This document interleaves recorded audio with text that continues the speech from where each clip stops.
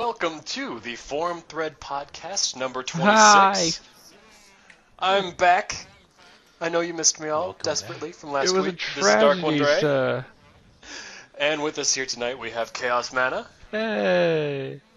Mr. Fusion, What? and the former R. Golden, now known as Ray. Hello. I think we should dub you the artist formerly known as R. Golden. Artist formerly known as R. Golden. Yes. What's up, guys? All right. What's going on? I get to have another glass of wine. That was Oh, a really good sound lovely effect. pop You got to hear that noise. uncorking. That's great. It was an authentic sound effect from a real synthetic cork.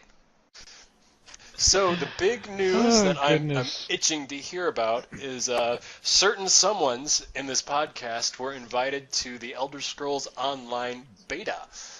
Oh. Let's start with that. Oh, wow. I didn't even know about that. Wait, I'm kidding. Yeah, that was both me and Chaos. But Chaos probably has more of a, Yes, a it was bigger totally- it was totally review me of and his Ray. time because I'll just say real quick. We got the invites a few days ago. They did a Friday afternoon testing, which was from 5 p.m. Central Time, and it was supposed to go to, I think, 8 o'clock, and then they bumped it to 8:30 so they can do a stress test on the server. So it was roughly 3.5 hours of gameplay. I'll give you mine. Mine only lasted about an hour. The reason why is because when I read the email, I thought it was an all-weekend beta test, because I've done that before with a few others where it's just the weekend. I didn't know it was just for a few hours. Honestly, apparently I'm illiterate. That's my fault. Yeah, somebody didn't. Yeah, I read didn't. their I got email too excited. before I just pulled out what I wanted to read, But Like, oh my god, I get a free account to Elder Scrolls Online yes, now. I was like, Whee! yes, beta weekend, I'm done. And then I get online and I'm like, dude, it's gonna go. We're shutting down. My plan was, I got home at at 3 o'clock in the afternoon, and I ran some errands with my wife, did some chores around the house. I said, I'll probably log on at 5. Create my character, which I did. I logged on at 5 on the money, created my character, and shockingly, his name is Fusion. You got on at 5? So then I played. That's original. Yeah, exactly. I did the intro, and then I logged off, and then I logged back on about an hour later, and I was thinking, okay, I could just play through the night here. I'll load up on caffeine, some candy, and play through the night after dinner. No, then that's when I found out that it was shutting down at 8:30, and I was like, oh no, it's a no. And here's the other thing: I played for about an hour. I got through a few of the first stages, like the first few rooms, and then I was the victim of a bug. They rebooted the server to do a stress test, and when you log back on, they gave us another 30 minutes of game time. Well, what happened was when I logged back on, when I was able to finally log back in, they put my character in a previous room, and it didn't have the NPC in the quest to get out of the prison, which is where I started. So I couldn't exit the room. So the last 30 minutes, I just stood around and I just basically wrote a bug report on the fact that I wasn't able to open any doors. I was trapped in the room. I rebooted the game like 5 times and logged back in, and it still started me there. So I was rolled back into a room without the NPC that advances with you to open the door. So I was screwed. This is kind of entertaining to me. I'm just thinking about how in all Elder Well, Scrolls game you start as a prisoner. Mm-hmm. And so, Oh, yeah. like, they're Yes, you keeping do. with that theme. So with the MMO when it launches, the entire world is going to be populated by a whole bunch of criminals. Yes.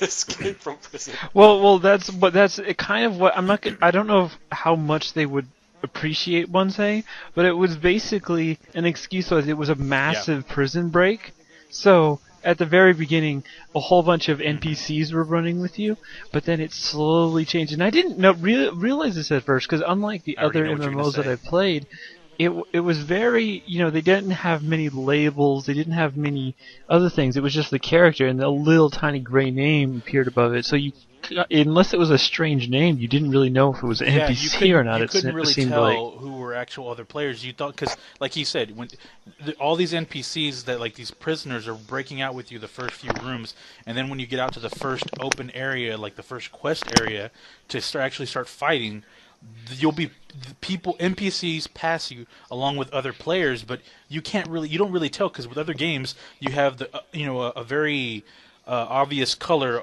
above a character to see the name. This you couldn't see anything here. That's kind of neat. Oh yeah. It's neat at the same time. It's very like I'll admit this. My eyes kind of just quivered a few times because I'm like trying to get myself situated, figure out which ones are like character monsters to attack, which ones are NPCs, and which ones are because people were running by and you're like, okay, is that an NPC? No, wait, that's an actual player. And you mouse over, you see their name, you're like, oh shit, that's a player. It's kind of hard to tell at first, so maybe that's going to improve after the beta because I know the UI was a little off because they have your email address like plastered all over the screen from top to bottom in the background, which is kind of distracting. But it wasn't too distracting to me via the gamma. Maybe I have my gamma too high.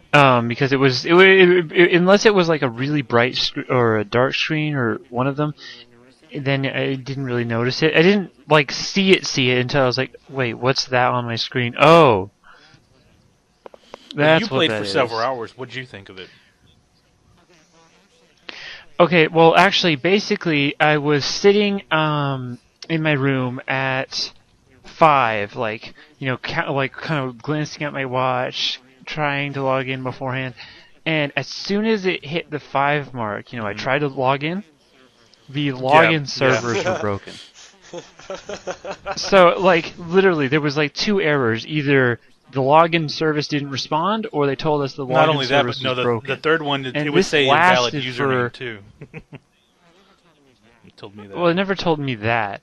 But it just kept on doing this over and over. For at least maybe 15 minutes, I just couldn't get in. And so I logged on, like they give you access to these specific forums where you can talk. They had already put a message up that said, we know that we're having login issues and then we're going to get on top of that. So whenever I finally got on, I was like, yes, I can create a character. And then I noticed that, it's the race that I actually wanted to choose wasn't even a choice. They gave you 3 of them. Yeah. And I'm guessing that's because the starting of each grouping of races is going to have like a different campaign. So they only had 1 campaign available. And so I played through the story. I got through all the rooms. Had a little bit of trouble with the navigation, but that's just because I wasn't used to the style of direction that they give. Because it's basically Skyrim's thing where they have like a little arrow on the top. But they don't give you too much direction other than it's in this way and it's above you. Or it's this way and it's below you. With, but it's like with Skyrim or Oblivion, where you have a little direction indicating which way you should go, but if something's above you or below you, you're like, fuck! I'm like right on top of it, where is it? And you're like, oh, it's gotta be on a different level. Shit. Yeah, that was the good thing that's the one thing I appreciated about WoW was if it was above you or below you, the color of it would change, like the dot on your map, so you can kind of see where you're going. But he's right, it's just the little direct, like the little quest marker, just kind of you'll be going, all of a sudden it just flips off. You're like, okay, I guess it's below me, so I turn around and go the other way. The problem with having everyone, I mean, in the beginning dungeon, I really don't think that was a good choice, especially because when it's the beginning dungeon, everyone's rushing through. There's like enemies littered behind, but I mean in the dungeon, but anyone can basically steal your kill. It's like, oh wait, I'm fighting this person. No, I'm not. And another reason I thought it was NPCs still until like way later I didn't notice is because they were fighting as if it was kind of scripted or meant to happen. I thought it was just running through and like, oh, that guy has that. I guess I'm not really supposed to fight here. The combat system was. What did you think of that? It's very much an Elder Scrolls game. I mean, it's. The graphics are very Elder Scrolls. Like you can zoom in and it can feel if you zoom in close enough to your character, it feels like if you go first person, it looks just like an Elder Scrolls game. I mean, pretty much, it looks like a Bethesda game. Bethesda game. I've had a few beers. But the graphics are very similar to the other games. The combat is very simple. It's just a massive click for attack, which is different than most MMOs. Most MMOs, when you activate attack, it's constant until you deactivate or the character's killed, your target's killed. This one's different. Every time you have to attack, you have to just click the mouse button. If you're swinging, if you're meleeing or if you're range. Yeah, it's basically click, other click, and right click for blocking. If you're not very good with keyboard combo, like you use it, you still have to use a keyboard because, like, I picked a Dark Elf Assassin, and when I got to level 3, I learned my skill of the sneak attack, which it was programmed to keypad number 1. And so you're using your direction, which is the ASZ, the traditional one, on the keyboard, and then right above that you use your numbers to do your special abilities. On top of that, you're attacking with the left mouse button, and then you have the right. Well, I don't even remember now. What was the right mouse button for? Do you remember? Shield. Yeah, that's what I just said. The right mouse button was for blocking. And I still couldn't get that figured out right away because a couple of the characters were volleying, a couple of the monsters were volleying, throwing massive arrows, and I tried to block and I couldn't get it down. So I was like, whatever. But well, did you have a shield when you were trying to block? No, unfortunately. There's only one weapon that they gave you. It was literally a sword and shield. Well, I got a bow and arrow. You had that. That's the only time you got a shield. Otherwise, it was literally the other weapon I chose was a bow. I took a bow. That's what I took. There was a huge problem though that happened to me, and this was really funny. It happened to a whole bunch of other people too. At the very end, you reach this large area. At the very end of the cave part, you reach this large area where this guy activates this portal which sends you out. At the bottom of the place that sends you out is this large pit.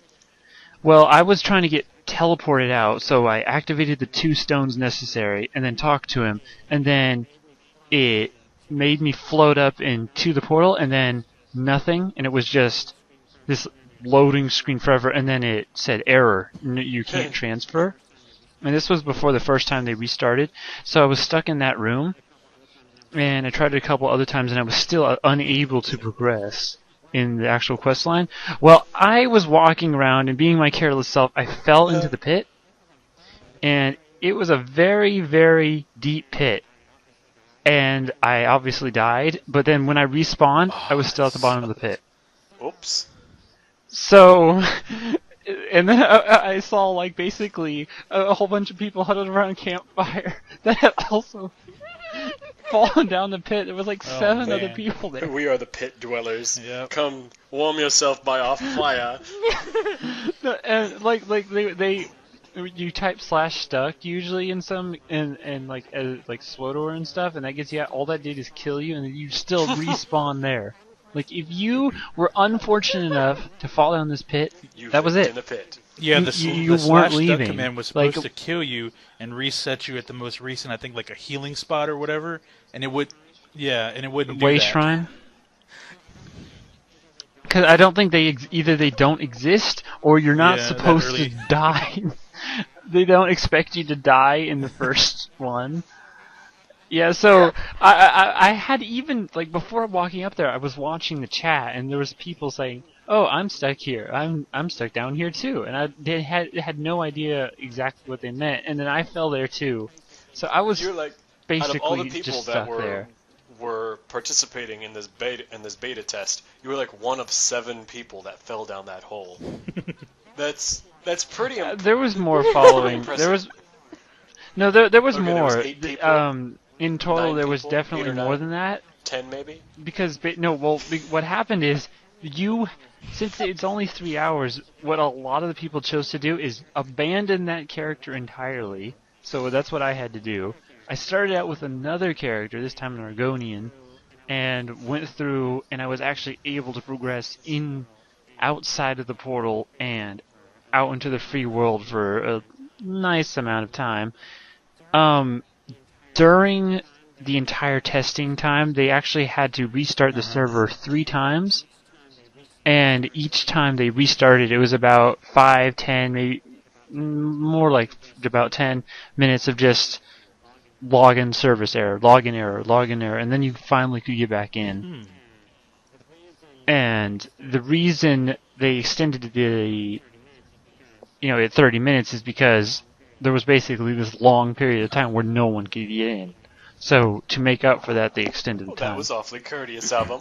I will say this though, they were really responsive. Like they were sending out the server messages saying, we're receiving dozens upon dozens of bug reports. We appreciate it. I mean, these guys, they were on top of it. So I got to give them credit for that. I mean, well, it's Bethesda. They don't do anything fast. Yeah, but they do make buggy games. Is it Bethesda? Yeah, I can forgive a buggy game when it's an awesome buggy game. That's true.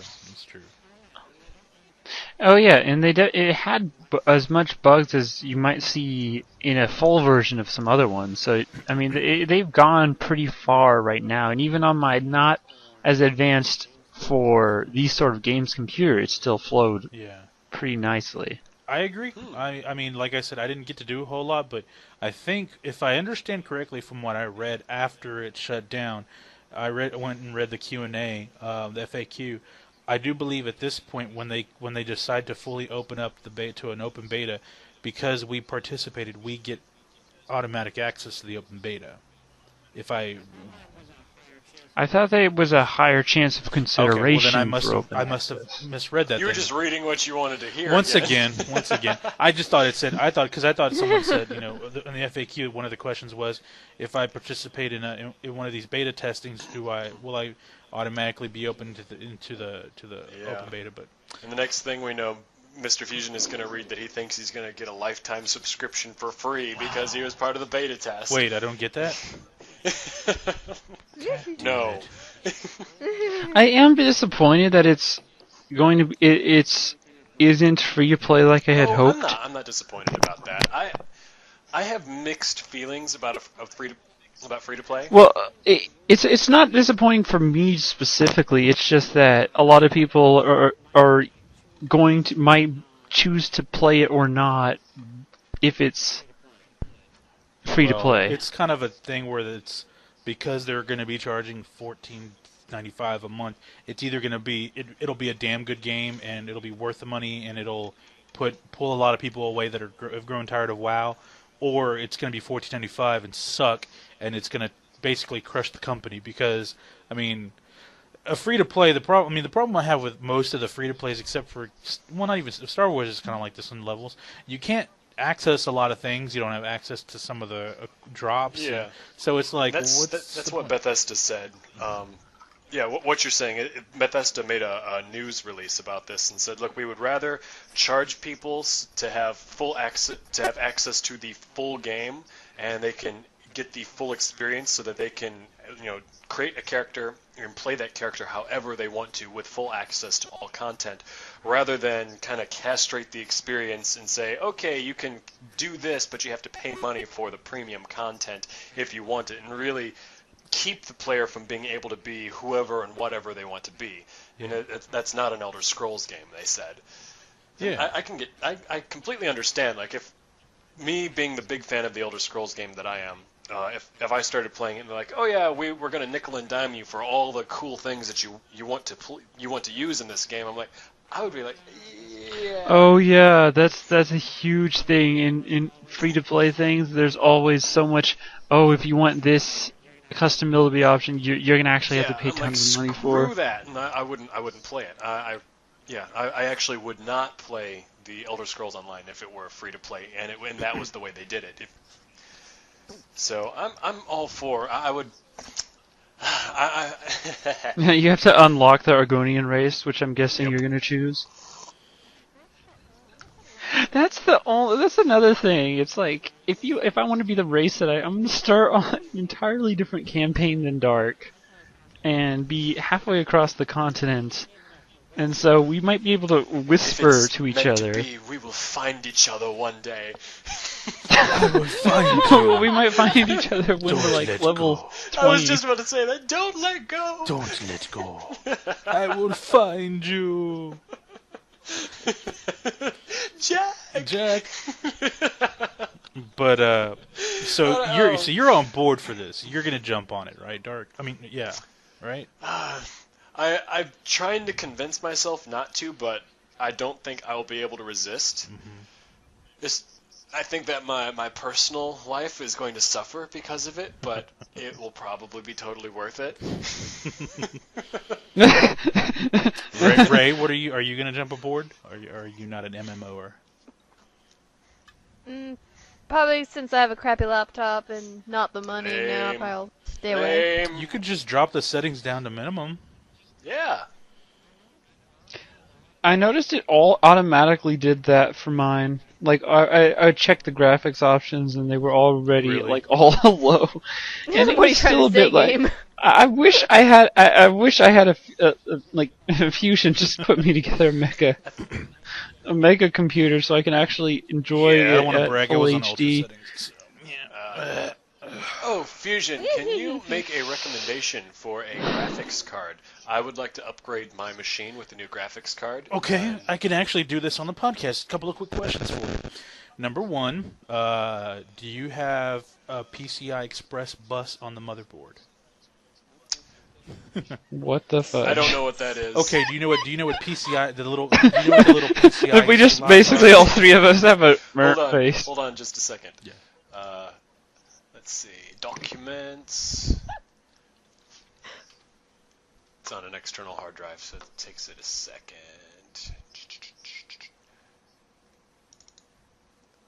Let's see.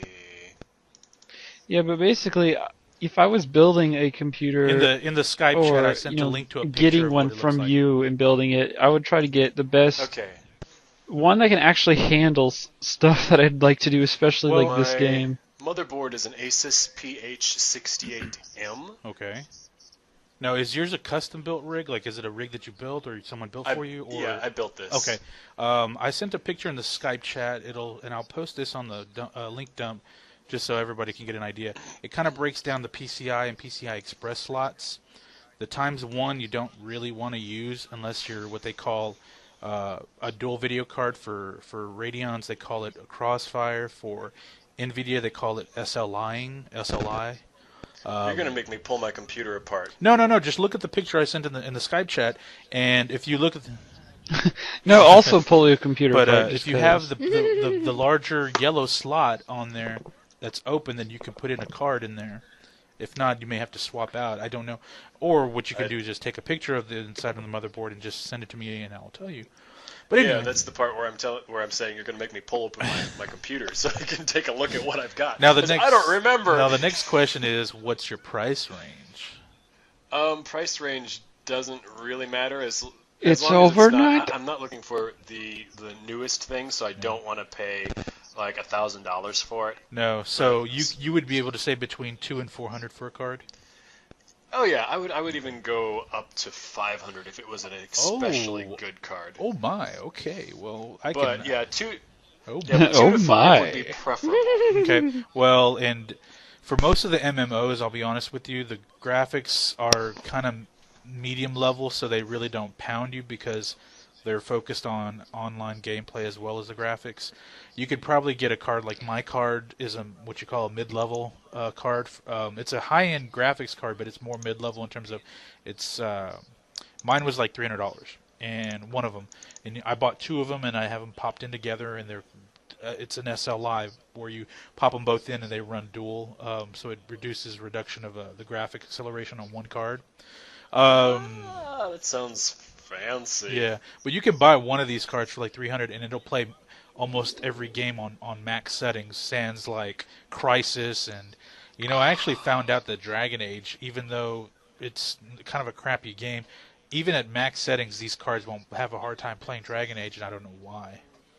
But, Oh, but they gosh. play everything else. Like I play Fallout on max settings. What else? Let's see. I have a. Yeah, here's my current graphics card.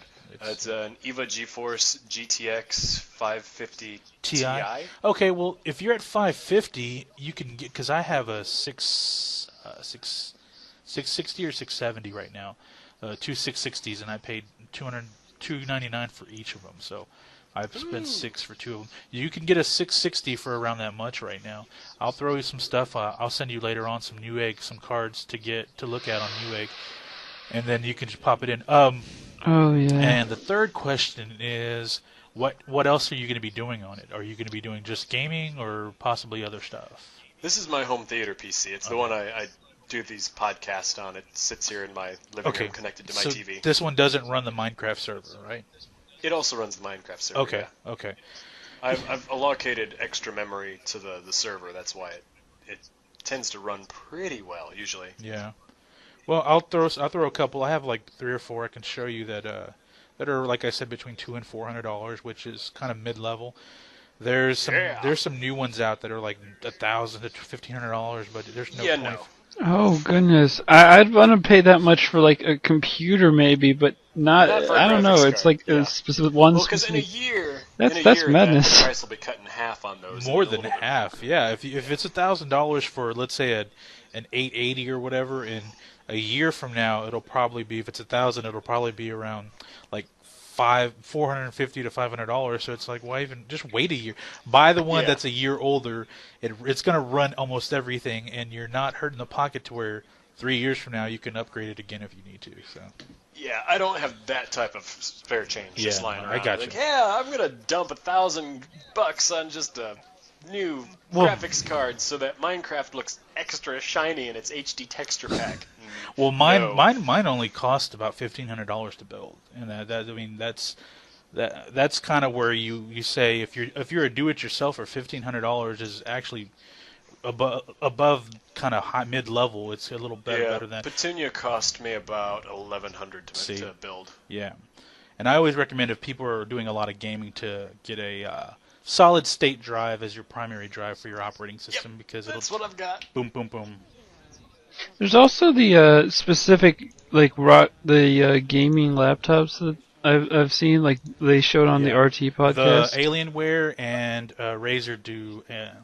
Alienware is kind of the pioneer, but I think in the past few years, I don't remember, a major company just bought Alienware, and I've noticed. Dell. Is it Dell? Okay. Yeah. Since they've purchased them, they've gone. It's no good. Yeah, that's what I've been told by a lot of Alienware fans. Because I had one like 10 years ago. I had an Alienware gaming laptop 10 years ago. Loved it. Spent like $2,000 on it. It no longer runs crop circles around the competition. That's what I've been told. I've been told that it's very disappointing. So. Razer's kind of the one. They're the upstart. They're kind of like what AMD was a few years ago in terms of like processors. Wait, is that the same company that makes the mice and keyboards? Yep, that's Razer. them. Yeah. Oh my God, they're making computers now. They for a few years now, and actually, Bernie has a Razer that he uses on the podcast, right, Dave? Yeah, it's a really good laptop for that. And they make like super gaming laptops that are like about 1,000, but they're specifically for gaming, so that would be really nice to have. I'm actually going to be getting a Razer headset to replace this one that I've got. I've found the one that I want. It's got a detachable boom mic on it. Let me know how that goes, because I have Turtle Beach, and it's okay, but I'm a little disappointed. It sounds a little muffed, and it doesn't sound as good as I'd like it to. So I was thinking of maybe jumping over to Razer in terms of the headset. So let me know. Yeah, I found out about Razer like 2 or 3 years ago when I bought a new mouse for my old computer that I had, and it was a gaming mouse. So no, it's not the Mamba. I don't remember what it was, like a Viper or something. But it was named after a snake, and I fell in love with that thing. It had great sensitivity, which you could adjust, and a really high dot per inch readout. And so when I built Petunia for my home theater PC, I'm like, okay, hopefully Razer has a wireless mouse, and they did. It was for a laptop, but I hooked the Bluetooth up to the computer, and that's what I use on my. I have this little wooden TV tray with a wireless keyboard and the wireless mouse, and the mouse is a Razer. I like Razer. I really do. I have a Razer mouse and keyboard, and fantastic products. I love them. They are. They really are. You know who I like them to?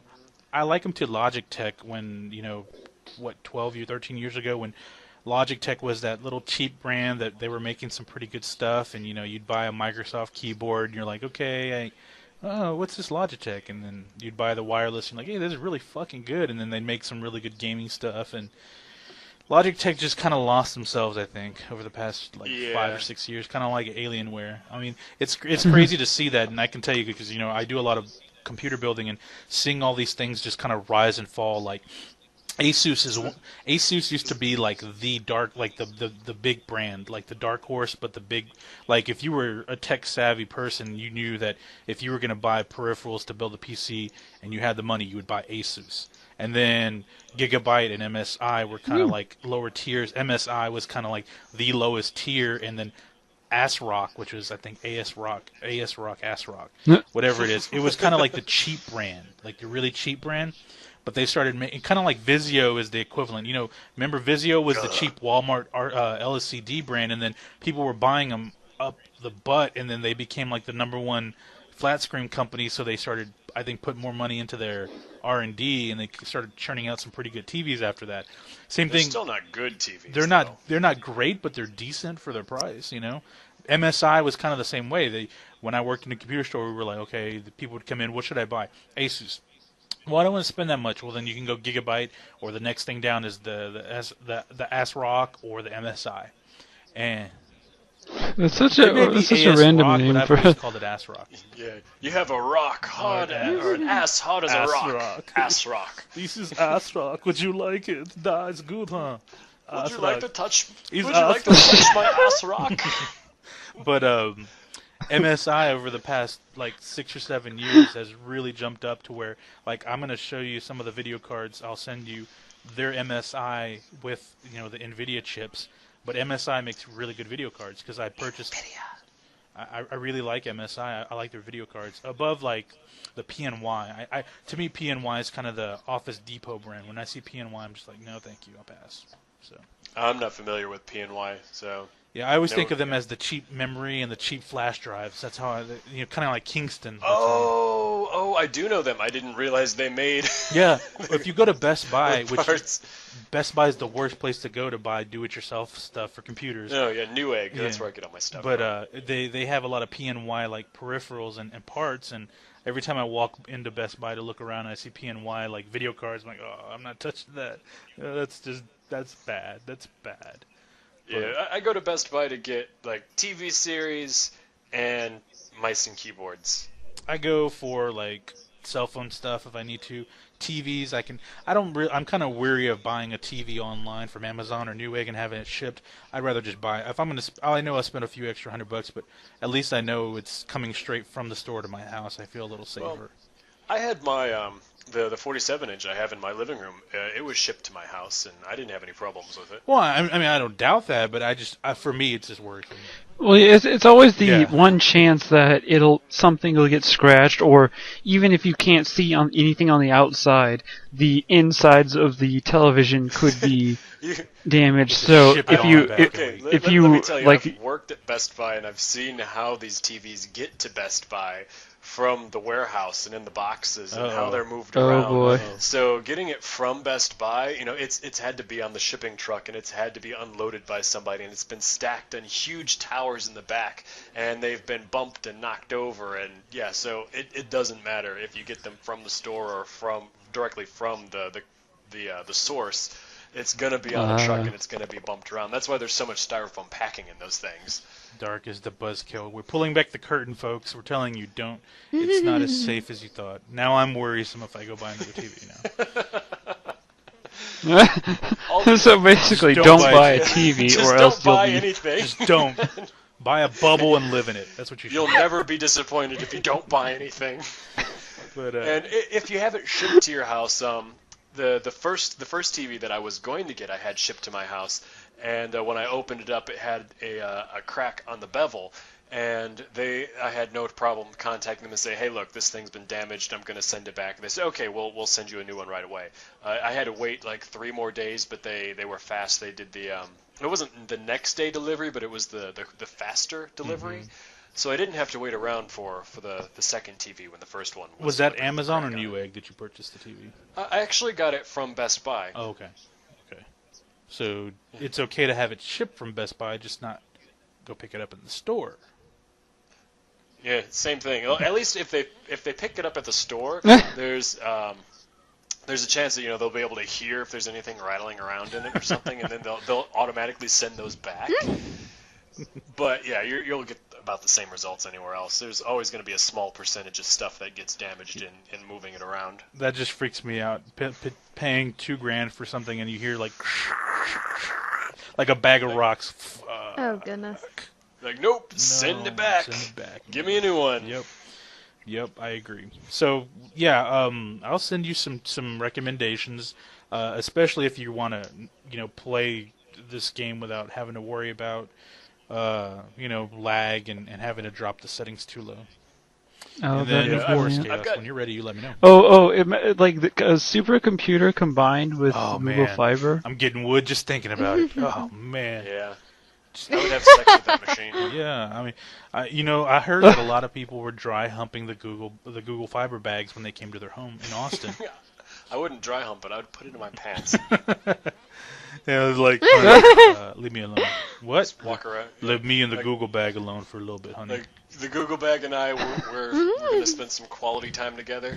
It's going to be my new pant accessory. The wife walks out the office and she can hear Sexual Healing playing on the stereo. Like, what are you doing? It's the Google bag. Shh, leave me alone. It's going to be all right, baby. It's going to be all right.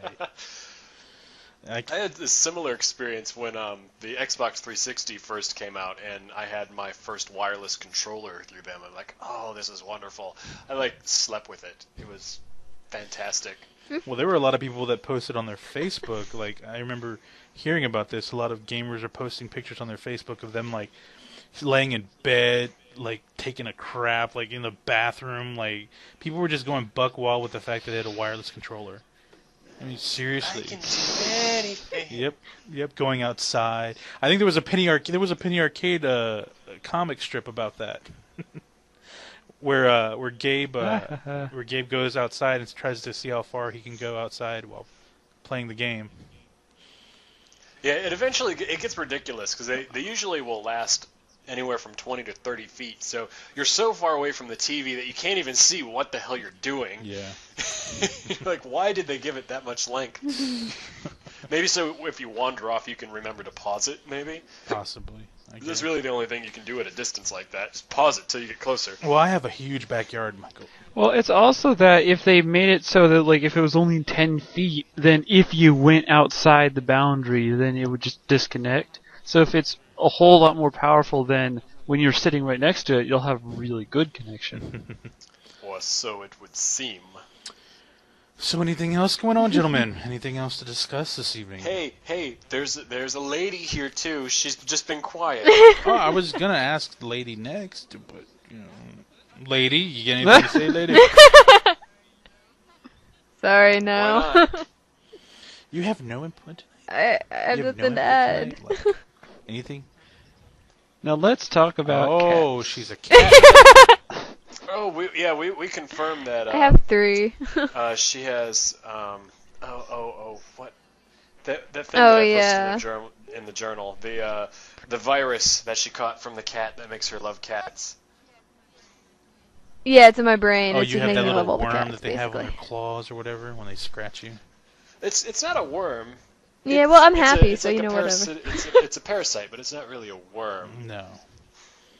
Hell, It doesn't really do anything bad to you. It just kind I of can't makes think you of- like I cats. want to So call it whatever. dermatophitosis, but that's not it at all. No, that sounds like a skin disorder. Yeah, it's Yeah, it does. It's ringworm. Okay. No, I don't have that. I'm gonna look this up. Give me a second, and I will give you the name of what it's called. You'll give me my Yes. diagnosis. There it is. Toxoplasmosis. Toxoplasmosis. That's what. Okay. Yes. Ray is infected with plasmosis. She loves the kitties and has no reason why. She just loves them. Actually, a lot of people get toxoplasmosis. Yeah. I know 1/3 of the common. human population is infected with toxoplasmosis. Scary, huh? How can you check for I that? don't think you can. Well, there's different. Just It show a has picture of a a nose. cat. If you go- They do They a smile. pathology. Yeah, it'll show up in a blood test, but it's not hazardous to your health. at least in the long term. Like when you first get it, you can get what they, something kind of like cat scratch fever. That's where that song came from. Yep. Like, you go through different symptoms, and then like you just live with it. But the doctor come up and say, "All right, I just want you to know, you really like cats. I just want to make sure you know that. This blood test came back, and like you Lyme really disease. like cats." yeah, What? That's like all it is. only Lyme disease is really bad. Yeah. Toxoplasmosis doesn't really do Yeah. anything. On some, It's like Lyme disease. some people. On some people But it does. not all yeah. bad. But that's like a very small minority. Yeah, it's true. But it's fascinating to me that something that was designed to infect rodents and get them to commit suicide, like, can have the same effect on humans. And if humans were the size of mice, it would cause humans to commit suicide too. They'd be like, "Oh my God, kitty, come here!" And the kitty would be like, "I'm gonna eat you." That's funny. Yeah, Oh, that's goodness. it's really funny that you can get that. And I remember reading about the cat scratch fever thing, when I was a kid, and then get to college and I read about toxoplasmosis. You're like, wow, that's really messed up. Yeah, because it's actually the one of the, I think it's either the only or one of the few actual real life documentations of zombies.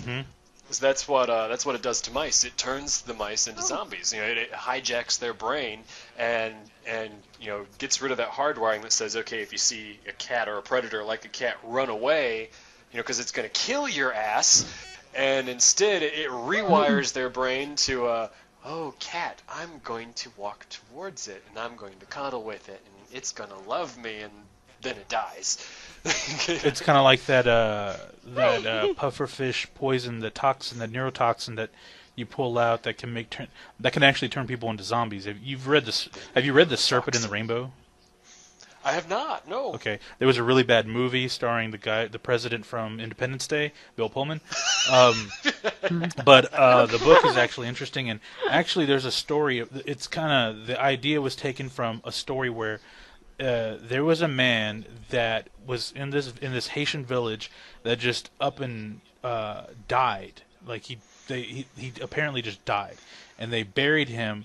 And 20 years later, I do know about he this. just fucking shows up into the town wandering around, and they're like, what the hell? And he didn't remember who he was, and then it turns out that he didn't die of natural causes like they thought. Even though he was young, they thought it was natural causes even though he was young.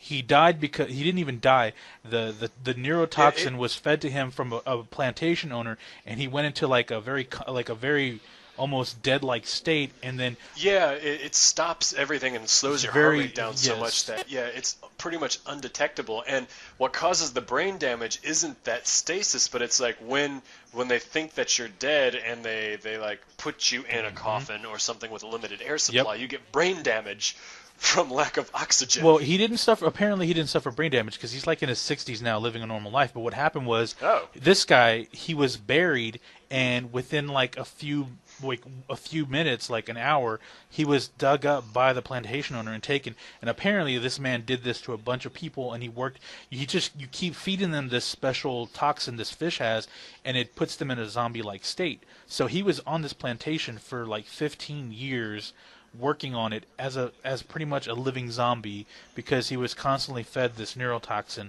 And apparently the plantation owner died at some point, so his body, his brain, basically the serotonin levels started reactivating because he was no longer taking the toxin. So he just basically came back to life. I don't know. That's the easiest way to describe it. But his brain function became back to normal capacity. Yeah, you remove the toxin, and things go back to normal, and you're like, oh, that's fascinating. So it's not a true zombification, but as a zombie-like state. Yes. That's fascinating. If you Google it, I did not know about that one. Yeah, it's reported case is Clairvius Narcisse. I think that's the gentleman. Yeah, Clairvius Narcisse, a Haitian man said to have been turned into a living zombie by a combination of drugs. Yeah, so if I'll put the link dump up as well. A living zombie, isn't it the definition of a zombie undead? No, because there's the one I'm familiar with is a I don't remember what culture it is, but it's like you have a voodoo witch doctor who turns people into zombies. But what happens is he gives them a drug kind of like the fish poison there that causes their vitals to drop so low that they seem to be dead and they don't move.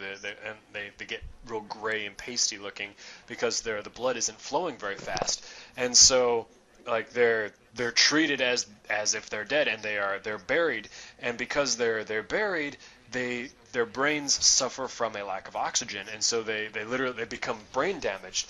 But then the stasis wears off after a couple days, and then these zombie-like people crawl out of the ground, but they're brain damaged, so they don't, if they remember who they are, there's no way for them to communicate. They can't talk, they can't walk right. It's like they're real scary and creepy looking. Yeah, you're right. It's the lack of oxygen and then the lower brain activity. That's what causes all that. And then if they suffer permanent trauma, that's it. I mean, it's like they don't eat people. No. They don't have the drive to eat people. But when they Where did that come from? Where did that specific undead people will just suddenly I think want that to was do that's that? where the original concept of zombies came from, was from the stories of the, I think they were African witch doctors that do that to in small populations.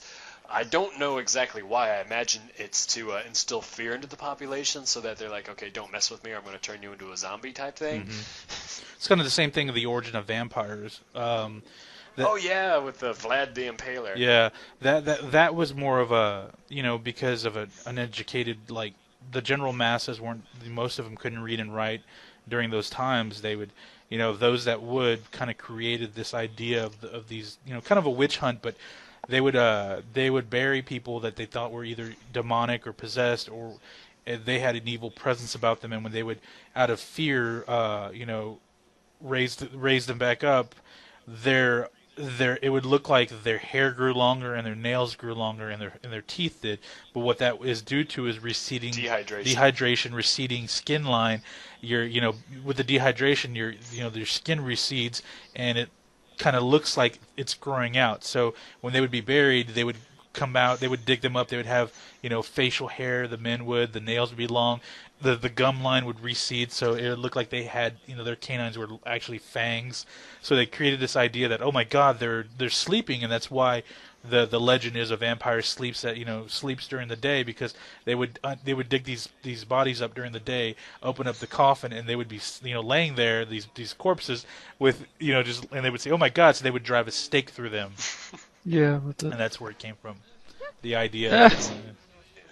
So they didn't understand No. what happens. Well, actually, the actual what happens wasn't fully understood until like 15 years ago, with the body dehydration, because it was it was known as a common fact that after you die, your hair and fingernails continue to grow. And it wasn't until very recently that they had studies on it, like, no, that's actually your skin dehydrating, so it shrinks up, and so your hair and fingernails look like they're growing, but it's just because the rest of your skin is shrunken. Yeah. It's very So that was a misconception that continued to exist on into the beginning of the 21st century. Just when we think we're becoming an evolved society, we realize we're not as evolved as we think we are. The more you know that you don't know Exactly. a lot of stuff. Exactly. The more you know that you don't know, that you know, that you should know. The more you know, the more you realize that you really are a dumb fuck and you don't know anything. But like I said, The Serpent and the Rainbow, the original book by Wade Davis, is really interesting. It's a good read. It talks about that gentleman, the Clairvius Narcisse. It tells of his story and the whole idea behind it. The movie is just, like I said, a really bad 80s horror movie. Yeah, you had me at 80s. Yeah. That means it's really bad. Nothing good came from the 80s except The Little Mermaid. Well, we don't have to say that. Let's see. Ghostbusters. We don't have to say that. Yeah, you're not getting me to change Return my of the mind. Jedi. Still not getting me to change my mind here. Oh, what? Oh, dark. Oh my God. I'm with Blasphemy. Thomas. You really don't like this. You're not a fan of the Star Wars, the original three. I'm not. I've seen them when I was younger. I should watch them now that I'm an adult, but I've seen them when I was younger. That interesting, and I couldn't get past the like the art style, I guess. Like, it's just it feels too fake. Huh. It's a tough one. I'm just a Stargate person. I wasn't into Any Star Star Wars Trek or fans? anything like that. No. I was never Well, really a Just Star Stargate. Trek person, but I like the new series, but no. I was just about to say this. I did not like Star Trek. I still don't like Star Trek, though Ken is getting me to warm up to it a little bit because he watches it constantly. I guess it's the familiarity that I have now. But yes, I like the first movie, the reboot, the best. The second one with the whole Enterprise being underwater and it's supposed to be an interstellar spaceship that was built in outer space. It's supposed to exist outside of an atmosphere and it being submerged underwater is kind of stupid. Yeah. But yeah, aside from that, yeah, Well, wouldn't it be a good idea to design it so that it might have, if you did go underwater, that you could still do that, like having we an always thought all-purpose that- sort of ship rather than something that could just be in space? My thought was that those giant spacecrafts, because of gravitational pull, couldn't exist within an atmosphere. That's why they can't. That's why they take can't. shuttles, and that's why they take shuttles down to these planets they go to, or get beamed up and down. So Yeah, that was the first movie that broke that rule. Because this is what I do respect the original Star Trek series because they try and keep as much as they can scientifically based. So all of the research behind the Star Trek Enterprise and this other spacecraft and why they're built the way they are, and there's rules for everything, and they have logical reasons behind all these rules. And this and the second movie just kind of broke a lot of those just for the sake of making big explosions happen. And it's like, okay, the visual effects looked good, but at the same time, it's like, that was a really stupid thing to do. So that takes away kudos, in my opinion. yeah.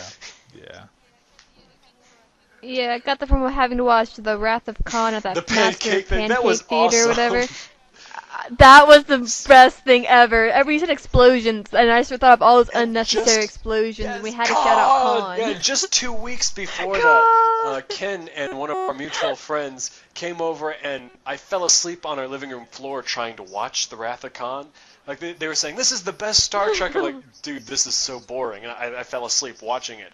But at the Pancake Theater, it was fucking awesome. Like, yes, every time there's one of That those was the greatest thing I've irrational ever seen. explosions where the computers just spontaneously explode, even though the shields on the outside are the ones taking the fire.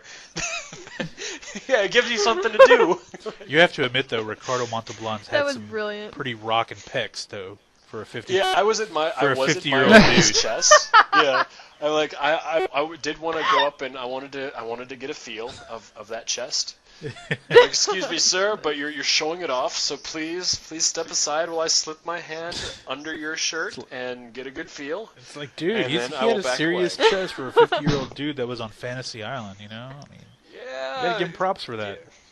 His face wasn't all that great, but yeah, what you could see of his body, it was actually kind of sexy. That was the only redeeming thing about Khan. Yeah, he was an attractive older gentleman. There we go. I enjoyed the Oh, wow.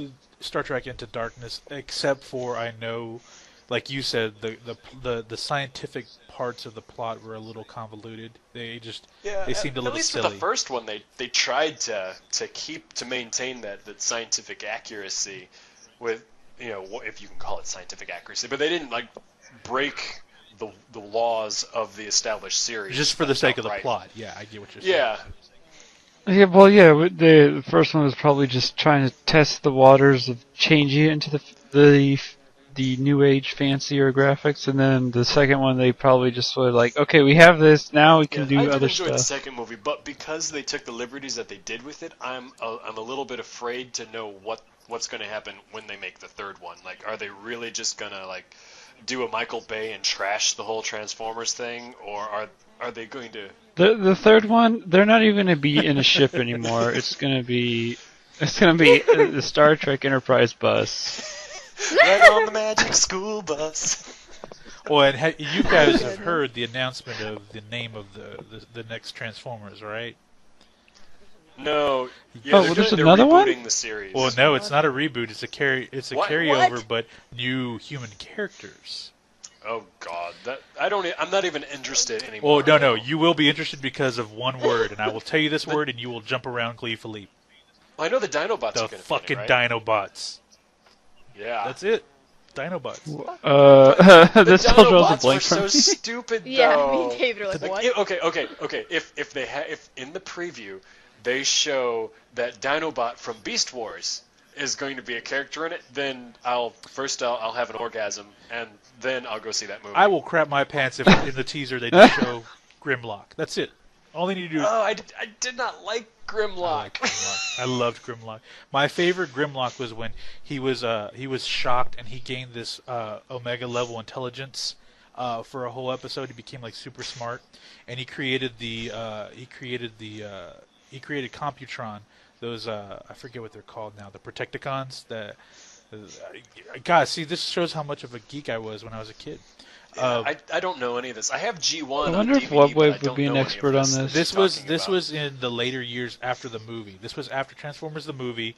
Okay, so it's G2. G2 then. when they're in the it's like 2006, which is kind of funny, but they're in 2006 in the future, back in 2006. And I don't know if you guys remember, but earlier in the week, Webwave and I got into this discussion about this, but of course this was an 80s show. I was the kid. Most of you weren't even conceived, if not even a concept at that point.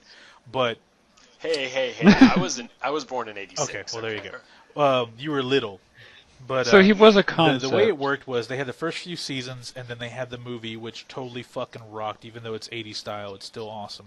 Which we should. And it had a different style than the series. Yeah, it was more anime style in terms of totally anime. But the movie was pretty good. After I did like Unicron at the end. They did a whole season after that, and then after that season, in the U.S. they pretty much canceled it and did a 4-episode series involving the headmasters and going to the planet Nebula or whatever, the resurgence of Cybertron and all this stuff, a golden age, and they ended it after 4 episodes in the U.S. Well, Webwave didn't know this, but that whole season continued on for about 25 episodes in Japan and China. I mean, they created a whole new... They created three full seasons of the Transformers beyond that. And in that same season, Optimus Prime dies yet again. And then Megatron comes back. He's transformed back from Galvatron to Megatron. But anyway, it's like really goes even farther into the mythos of Transformers. But that was like, for me, I loved the Transformers, and I loved... that there was an episode where Grimlock becomes super smart. Me, Grimlock! And he creates the Protecticons, which, when they merge together, form Computron, which was my favorite combiner. And he puts... Oh, so it was like pre-Power Rangers yes. then. Like they all... I only saw maybe like 1 or 2 episodes, or like maybe a few, but I barely remember. It was like many years ago when I actually saw any of the Transformers. I don't even know which series or anything like that. I just saw a couple like episodes. But according to the diehard fans, G1 gosh. is the only real Transformers. Yeah, what they call after the movie, they didn't call that G2. It was still G1, where all of that after the 4-episode season ended. Rather than starting up a new season or a new series for a few years, they just called it Generation 2, and they just repackaged the first couple of seasons when they're on Earth. And they had basically this stupid cube that would just move around, flipping the screen and talking about the episodes. It was really lame, but they called that Generation 2 on the television series. The cube. So what happened was people referred to the original series without all that extra crap, Generation 1. So that's where the idea of Generation 1 came from. But so when people say, okay, Generation 1, they refer to the original series, the original storylines in America. But anyway, back where I was saying before we went on this rant, Transformers 4 has been dubbed Age of Extinction. That's what it's called. Ugh. So basically, at the end of that movie, all the Transformers will be gone. No, Yeah, it's right. talking about humans. Humans are going extinct, silly. Yeah, right. Well, Michael Bay, he could cash another $100 million check. You really think he's going to end it here? He's got Marky Mark in the movie now. Who's that? Mark Wahlberg. Oh. Well, how far Yeah, Marky is he Mark. going to try to do another one He's past gonna try to that do a one new too? trilogy. Yeah. Yeah, he's Oh Yeah. goodness. Why? unfortunately. Yeah. The third one was bad. Just Dark of stop. the Moon was just really bad for me. I was liked thinking- Dark of the Moon much more than I liked the second one. I like to pretend the second one didn't even exist. The third one just really made me angry. Just the concept behind it. Okay, so you mean to tell me that Sentinel Prime? Okay, it didn't. Okay, yeah, from a physics point of view and all of that, it made absolutely no sense. But I don't care about all that. I'm talking about how pathetic the storyline is. So you mean to tell me that, 50, 60 years ago, Sentinel Prime was going to come to Earth to release the pillars to bring Cybertron here, but all the while when he crashed, Megatron goes and hangs out on the moon for a couple decades, then comes to Earth and looking for the Allspark. So why the fuck didn't Sentinel Prime just come to Earth looking for the Allspark? Just basically, if you look at the storylines from 1 and 3, if Sentinel Prime had come here for the Allspark, there would be no reason for the second movie whatsoever. yeah, I think that's the only reason why they didn't clarify that further, was because they were still trying to make an excuse for the second movie to exist. And it was kind of cool, but at the same time, Optimus Prime became kind of an asshole in the third one. He was just killing everybody left and right, just not giving a fuck. I didn't have a problem with that. Yeah, it was kind of cool how he just finished off Leonard Nimoy. So yeah, he's supposed to be, the badass leader, and being able to watch him actually kick ass is like, oh, okay, this is why he's the leader, because he knows how to kick ass. Yeah, in the beginning though, he was acting kind of like a punk, not wanting to talk. He was kind of mad about the whole moon landing that he wasn't told about. He was just hiding or thinking or whatever. I found that to be silly. But at the end, he rocked that it. part. Yeah, he didn't want to transform. I only saw the movie once, Okay. so. I have not. I've only seen the Okay, first so you one. can just walk away from this conversation. Yeah. You've been excluded permanently from this conversation. Yeah. But Anything relating to Transformers, you can just go sit in a corner with a dunce hat. and as silly as they are, Transformers still fucking rock. I love Transformers. Yeah, I have a soft spot in my heart for them. Although I joined the Transformers bandwagon when they had the Beast Wars Transformers on Fox Kids. I wasn't a big fan of Beast Wars. I really got into it. Really? At first, I criticized it because I thought the idea of machines that obviously are made out of metallic alloys that spoke through lips that moved, okay, this is stupid. Why are they talking through a mouth? Why do they have a mouth that opens, and how's the metal moving and fluctuating like that, and why does it do that? But once I stopped picking it apart, this was my sister's fault, actually, because she started watching it, and I just kind of sat there in the corner like, why are you watching that show? And then after about 10 episodes, I'm sitting there with her watching the show. So the art style is really clunky. It's 90s CG.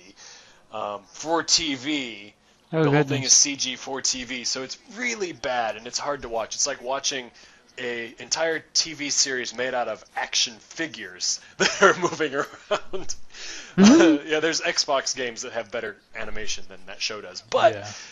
I thought the storylines, they were very respectful of the original Transformers series. So everything that happened in the previous Transformers cartoons were considered a history to them.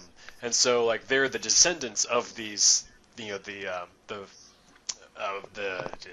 want to say Predacons, but that's the new one, the Decepticons and the Something yeah. cons. So they're the descendants of the original Transformers series, and that's part of their history. Some of it's ancient history, and some of it's been misunderstood now, and they don't understand exactly how everything happened because some of the records have not been kept as they're supposed to. But I like the fact that even though it was a new story with new characters, that some of them still shared the similar name, that they kept the continuity of the original series by making it their personal history, and so they're constantly making references back to stuff that happened in the original Transformers series. And so when I was rewatching G1, I'm like, oh, that's that character that they talked about in that episode. I had no idea it was an actual real character. And the throwbacks were just really neat, I thought. Yeah. I never really got into it, but when I did watch it, I will say that the writing was a lot better. As much as I loved the Transformers as a kid, The writing is horrible. if you go back, the No. writing is just really, really bad. The Yeah, characters are the cool. writing. Yeah, the writing in the Beast Wars and then the later Beast Machines, which looked fucking sexy, was phenomenal. Hey, did you see Beast Machines? No, I didn't watch Beast Machines. No. It's the follow-up season to the first two seasons of Beast Wars. It takes place on the planet of Cybertron, No, I did not. I'll have to watch that. and it's 'cause at the end of the Beast Wars, which takes place on prehistoric Earth, they manage to go back to Cybertron, and when they get there, things are not as they should be. Like they're being attacked by what they think are their own people, and they're suffering memory problems. And it turns out like Megatron has taken over and infected everybody with a virus, and it's wiped out most of the population, and he's turned most of the population into his personal drones that don't really have an identity of themselves, and keeps all the sparks of all the original inhabitants inside this like giant spark chamber. And he, whenever he needs a new like bodyguard, he pulls one out and puts it into a new vehicle. Huh. It's a really interesting series, and like the character of Optimus, he's known as Optimus Primal in this series, not Optimus Prime like in the original, because he's the descendant of Optimus Prime. He actually takes on the role of like a spiritual leader in this show versus a war captain or something like that. And so like they have to find it within themselves. They have to relearn how to transform, and they have to find it inside themselves. What it takes to like find that special thing inside themselves that allows them to transform back into their robotic stage. So it's really interesting. It's got a lot of philosophy layered on top of it, and it's. I'd have to rewatch it again now because it's been like 7 years since I've watched it last. But it seems to have a message of like being conscientious of what we do to our own planet. It ends with the big revelation that Cybertron actually used to be an organic planet and not a giant robotic city that it later becomes. But they find like skeletons of extinct creatures under the ground, and that it actually still has an organic core, and they try and revive it to stop Megatron, who at this point in time is trying to rid himself of his own beast form. And so he has this really interesting like because Megatron loves himself, but this character hates that organic part of himself, so he's trying to get rid of it. So he has this really almost like, it's not a split personality, but he's both infatuated with himself and with his rise to glory and power, but he still hates himself because he has these organic components that he's still having trouble getting rid of. The whole thing is really fascinating, especially from a psychological point of view with the characters. They are really well rounded out in this series. Well, maybe I was at a different point in my life that I didn't find it interesting, but I'll have to go back and watch that now that you bring that up, because I like that when these characters have this major conflict within themselves that they have to deal with. I'll probably go back and watch Beast War, like the entire Beast Wars catalog now. Yeah, it's a completely different. How long is it? It's 4 seasons? I don't know. The Beast Wars was 2 seasons. Okay. No, 3 seasons. It was 3 seasons. The Beast Wars was 3 seasons, and Beast Machines was 2 seasons. Okay. So Beast Machines is probably about 35 episodes, 30 to 35 episodes long. And I don't know how long Beast Wars was. The first season was 4 discs. The second and third seasons were 3 Yeah, discs. season 1 was 26 episodes, 2 was 13, and 3 was 13. So the first season was pretty much double the other 2. Yeah. The funny thing with the Beast Wars series is each season the animation gets better. As technology gets more powerful, like you go from having really, really embarrassing looking like trees and plant life to ones that look a little bit better, and then like they start adding like snakes and birds and stuff in the backgrounds with like the third season. They have this extra processing power. It's like, hey, let's use it. That's interesting. I'll have to give them a watch.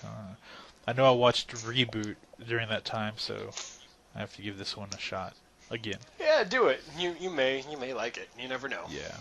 Well, I think we're at an hour and 15 minutes ready, folks. Oh, we are. We need to end this thing. Well, that.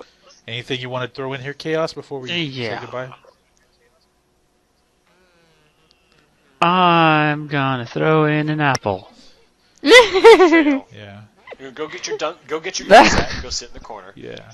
Go do that. Wait. Did you actually ever have experience with dunce hats? I saw them Dark? on a movie once. Did you, Chaos? Have you been put in the corner? No. What Probably was should it, have you, by now. Fusion? I was, yes, I'm that old to where it was still in school when I was around. And I was in a private school. Oh, wow. And there was a dunce hat that was given to a student. I have seen that. It's pretty sad. Of course, I also went to a private school when I was a kid where you were paddled for discipline. And that was pretty bad. Oh, wow. I think he's bringing back. I wasn't paddled in school, but I was paddled from my family. No, seriously, I went to a private Christian school during my elementary years, and they would paddle goodness. people. And I think I actually got popped in first grade and in second grade. And when I got to third grade, that's when I started developing like this sense of I hate being here, and I'm questioning. They didn't like me because I was always questioning the Christian lectures on how I found them to be illogical and inconsistent and hypocritical, and even at 8 years old, imagine that. And so it doesn't take a lot. Yeah, and so at that point, I told my parents I don't like being popped, and they told them no more. So I got in trouble once, which I remember in third grade, I got in trouble for something that someone else did, and I got written up and sent to the office, and they were going to paddle me. I'm like, no, I'm not going to get paddled. And they were like, yes, we're going to do it. Nope, call my mom. My mom actually worked in the school at the time, and she came up there and said, no one, you're not touching him. You're not laying a hand on him. I will deal with him when he gets home, and that's that. And they're like, no, this is the policy. Nope. And I noticed that after that happened, the very next school year, they stopped altogether. No more paddling. That was the rule change. I think my mom kind of made a big stink about it, and the other parents kind of like, yeah, it's not cool to do that. Wow. So, but I went to a private school. Fusion changing history. It was a private school with like 200 kids, so it wasn't like a very big private school. So it was actually a private school that was based out of our church, which we had a big church, and then they decided to start a little school there. So our curriculum was very advanced, though. I didn't know at the time, but I found out years later, that we were actually 2 years. Our curriculum was 2 years advanced. So first graders were actually following a curriculum based on third graders, and so forth and so forth. Oh, wow. Yeah. So by the time I got to high school, when I went to public school and junior high, I was already doing like pre-calculus and stuff. They want to teach you basic math, and I remember walked in those first days, and they're like, okay, we got to do a diagnostic test in math and in English, and they're like, yeah, you don't need to be in here anymore. Yeah, skip to the next one. Which is kind of funny, because in high school I actually took an English teacher, and I'll do this real quick. He was advanced in an AP class that he taught a lot of college curriculum reading and work. When I got to college, I remember even though I tested out, they still needed me to take 2 English courses my freshman and sophomore year. Well, I remember my freshman year, I walked in and they're like, okay, let's write an essay, and I wrote an essay, and the lady's reading it. She's like, oh, well, you need to read this book. I already read it. Well, okay, well, this is a good point here. You should probably read it. Already read it. Pull out the list of books, read that. I've read them all. And she's like, okay, well, maybe you need to take the placement test. Took it a couple of days later, like, okay, you don't have to take you've placed out of English in college. You don't need to take it. It's like, I've already, that's how advanced my teacher was in high school. So I was lucky about, I had a really good high school English teacher. So, but yeah, I was always a little step ahead going through school. So I benefited of not having to deal with like college algebra or basic algebra stuff. So I feel more intelligent just talking to you. That would have been nice. But anyway, folks, it's been a blast as always. It has been And we didn't lose connection. Because you're not hosting the call. My internet stayed up through the whole hour, so that's amazing. Yes. Also, the streaming is a bit. No. We all know that I don't know. it all worked because I'm here. I left last week, and the whole orchestra just fell apart. I'm back, and everything went smoothly. I'll take credit for that. Take Well, all are the you going to credit, actually yes. be back next time and not forget? I will try not to be consumed by Age of Empires for a third week in a row. So I plan on being back next week. If not, then you know what happened to me. All right, guys. It's been a blast. As always, the forum thread at yahoo.com. If not, anybody that wants to be on the podcast can just shoot us a message on the Rooster Teeth website. And quick thing. Did you hear about Ruby, by the way, guys? Yes. It's the number what about 3 it's the number 3 show on Crunchyroll right now. Round of applause. Yeah, Monty was tweeting something about the last that. 2 episodes He was like, very good, by the way. Very good. Oh, yeah. I'm pleasantly surprised about this series. Fabulous. We bid thee a good night. Bye. Bye.